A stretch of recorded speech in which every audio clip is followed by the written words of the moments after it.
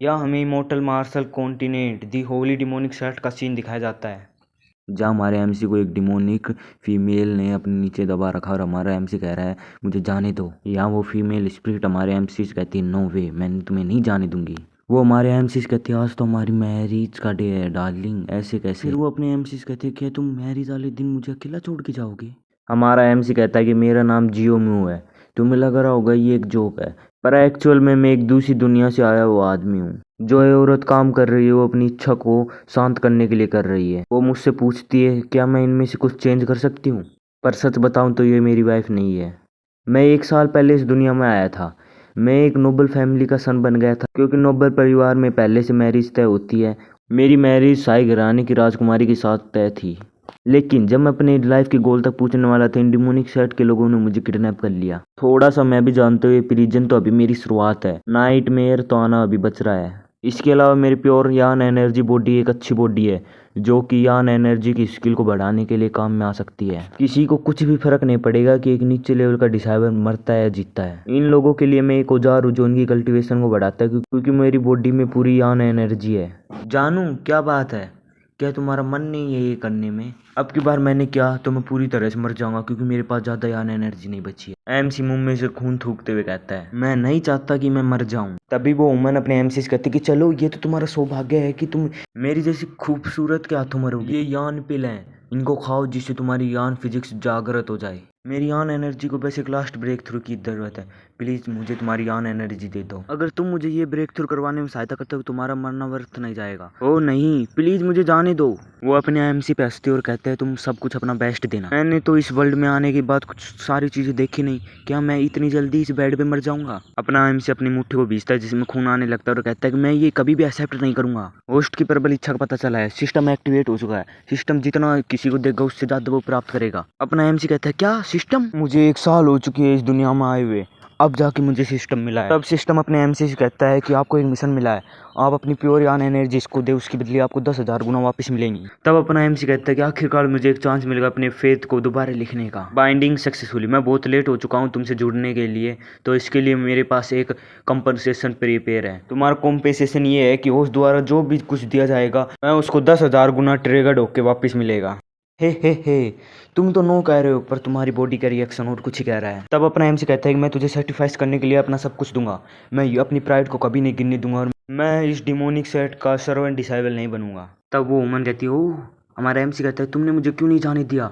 तब वो लड़की अपने एमसी से कहती है do not hold back darling. तब अपना एमसी कहता है कि हेवन ने मुझे एक चांस दिया है, मैं इस चांस को ऐसे नहीं जाने दूंगा, मैं जरूरी बनूंगा मेरे फेथ का मास्टर। तब वो लड़की अपने एमसी से कहती है डार्लिंग आज की रात मैं तुम्हारी हूँ। तब हमें टाउन के सुबह का सीन दिखाया जाता है, जहाँ नदी में एक बोट चल रही है। दी नेक्स्ट डे अपने एमसी को देखो कैसे लग रहा है जैसे कंकाल के ऊपर बस मांस चढ़ा दिया हो। वो लड़की उठती है और स्ट्रेचिंग करती है और कहती है आह मजे आए आज तो वो अपने एमसी से कहती है भले ही तुमने मुझे कम यान एनर्जी ऊपर तुम्हारी रात की परफॉर्मेंस बहुत अच्छी थी।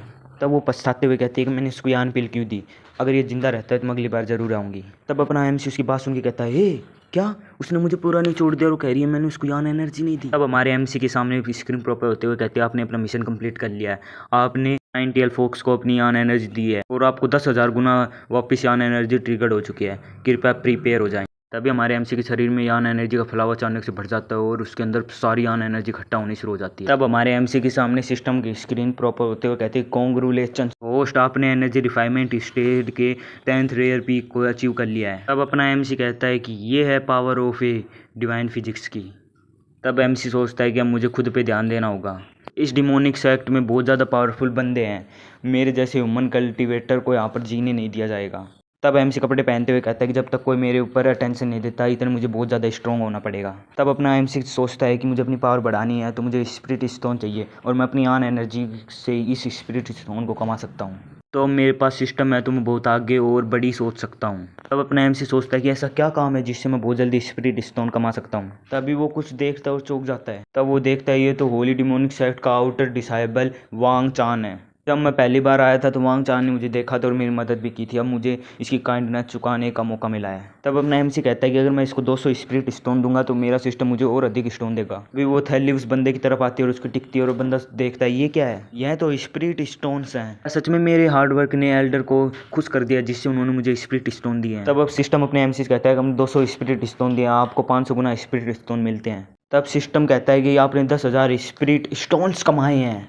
तब अपना एमसी सोचता है कि क्या मैंने 10,000 स्पिरिट स्टोन कमा लिए इतनी जल्दी। तब अपना एमसी कहता है कि 10,000 स्पिरिट स्टोन मैं इनको वापस दे दूँ, मैं 10,000 टाइम फोल्डर आ जाए तो मैं सीधे 2 मिलियन स्पिरिट स्टोन कमाऊंगा और उसके बाद जिसने भी मुझे ह्यूमिलेट किया था मैं उसको सबक सिखाऊंगा। फिर मैं सभी स्टोन दे दूँ तो मेरा सिस्टम दोबारा ट्रिगर्ड हो जाएगा और मुझे दोबारा रिवॉर्ड मिलेंगे। तब वो बंदा देखता है कि उसके ऊपर स्पिरिट स्टोनों की बारिश हो चुकी है। वो कहता है ये क्या है। तब वो बंदा कहता है वो मुझे दोबारा स्पिरिट स्टोन मिल गए, ये तो मेरा मिस्टीरियस बेनिफैक्टर बन गया। तब वो बंदा खुशी से उस एल्डर का धन्यवाद करता है और कहता है कि मैं हार्ड ट्रेनिंग करूंगा और मैं आपको नीचे नहीं झुकने दूंगा। उस बंदे को लगता है ये कोई एल्डर है पर ये तो अपना एमसी है।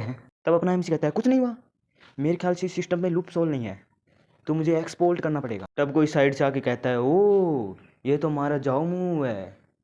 तब वो अपने एमसी से कहती है तुम अभी भी अलाइव हो। ये और कोई नहीं है, एमसी की एक पहचान वाली है जो होली डिमन सेट की डिसाइबल है।